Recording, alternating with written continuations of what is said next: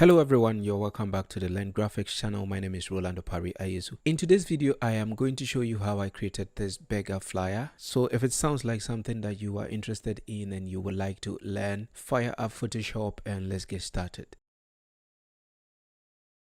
So the design itself is quite a simple one. I have the name of the beggar brand, of course, the place that is serving this beggar, Ejayao, and I have the beggar, and I have every Friday, and I have the price, right? And I also have at the bottom the time they open and a number to call if you want them to deliver their beggar to you, and also their physical address. And so yes, I'm going to work my way from the top of the layers to the bottom. Most of the images I got from pngegg.com. So on top of all the layers, I have got a noise layer that I have set the blend mode to divide because I just wanted some grittiness feel to the whole design and also give it a punch of light. So you can feel the difference, especially in the motion blurred parts. So you see it gives the overall image some kind of high definition. So yeah, that is the role this layer is playing. And also this is a merged layer of all the underlying layers that I have got in there. Usually that is what I do. Oh, my beggar is missing. Someone stole my... Ooh, it's not missing. I think it's the same beggar that I pulled to the side.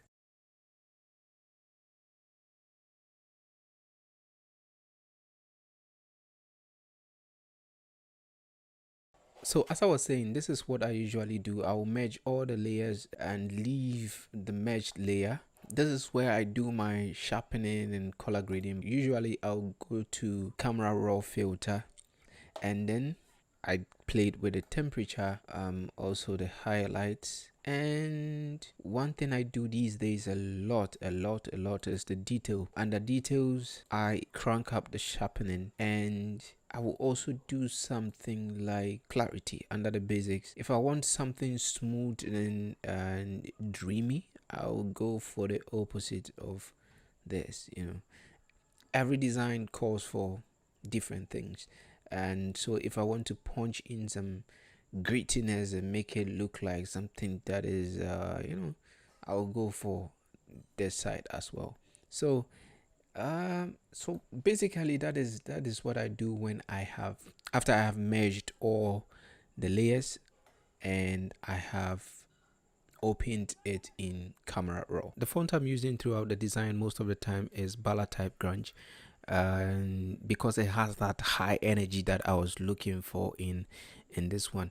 Because I wasn't going to put fire in it or anything like that, I needed something catchy and yeah. So basically that is why I have all this background, because I wanted it to be, it should have energy, anger, energy, bite me. It's like bite me. And it's also for that same reason that you can see that in the final product it's very bright, but what we have now is very, very not so bright. So with this, I clearly remember that I used some level of brightness, so I just lightened up the mid tones a little bit, nothing too much. Yeah, so something like that will brighten it well. So if you compare this to, you have that kind of brightness. And what else is quite unique about this to talk about? Yeah, maybe the background, the texture of the background. And this is just a simple texture that I got off of pngegg.com. I will leave links in the description so that you can get it.